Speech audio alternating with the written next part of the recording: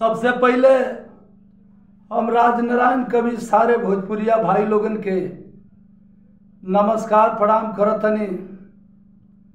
आ गाँव का फुहर होली जौन होले आप लोगन के भेजतनी।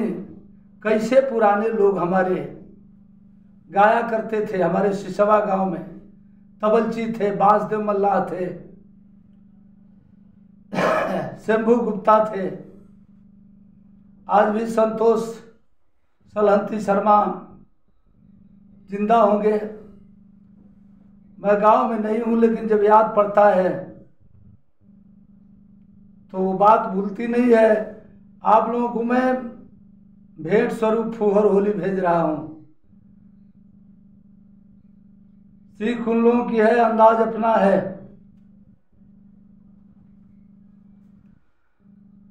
आतर जो है बा, अरे करिया पर चले रे लगाड़ी, करिया पर चले रे लगाड़ी, जो बनवा पर टिकट कटाला। करिया पर चले रे लगाड़ी, जो बनवा पर टिकट कटाला। अरे टिकट कटाला, हो टिकट कटाला, जो बनवा पर टिकट कटाला। करिया पर चले रे लगाड़ी, जो बनवा पर टिकट कटाला। ये तरज बाम, लेकिन यही तरज में होली के गीत बा काम। आइल फगुनवा के होली, एगो भौजाई अपने सखिन से कहत बा। आइल फगुनवा के होली, सखी हो हम के करा से बोली। आइल फगुनवा के होली, सखी हो हम के करा से बोली। अब देवरा बनवले बाटोली हो, सखी हो हम के करा से बोली। आइल फगुनवा के होली, सखी हो हम के करा से बोली।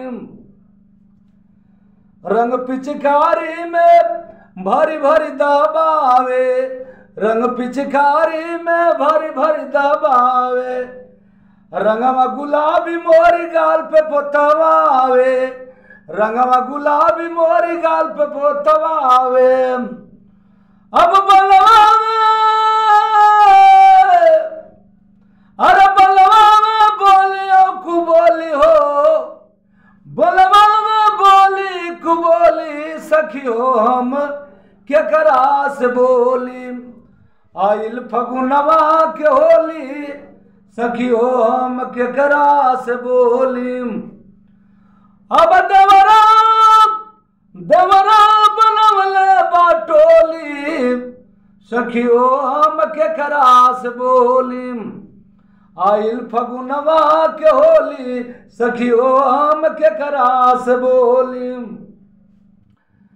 धई के कमर मर अच के हिलावे, भौजैया कहतबा। धई के कमर मर अच के हिलावे, सारा रारा घच सच बोली सुनावे, सारा रारा घच सच बोली सुनावे। अरे झंखे कबीर बर डोली, अरे झंखे कबीर बर डोली, सखी हो हम के करा से बोली। आइल फगुनवा के होली, सखी हो हम के करा से बोली। अरे देवरा अब देवरा बनवले बाटोली, सखी हो हम के करा से बोली।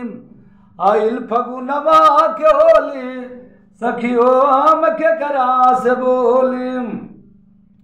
आइल फगुनवा के होली, सखी हो हम के करा से बोली।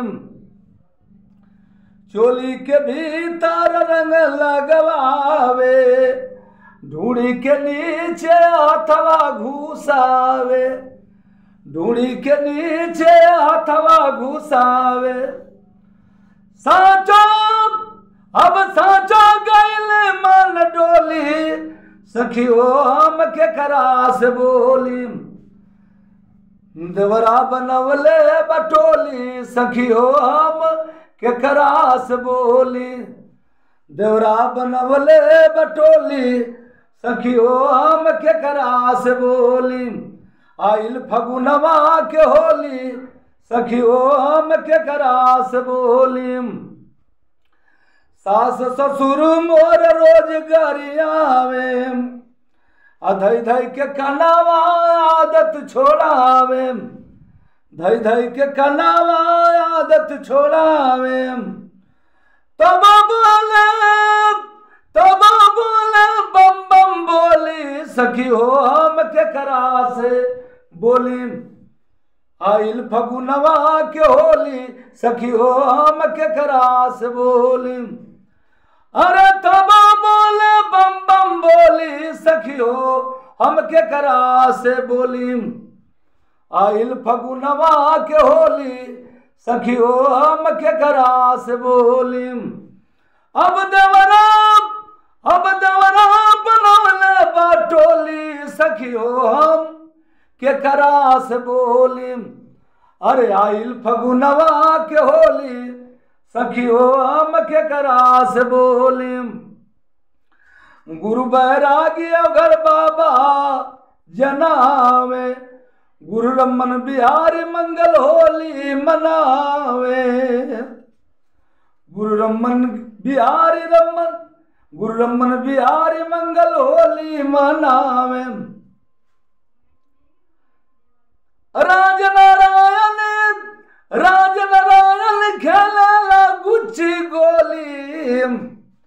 राज नारायण खेला था गुच्ची गोली सखी हो हम के करास बोली।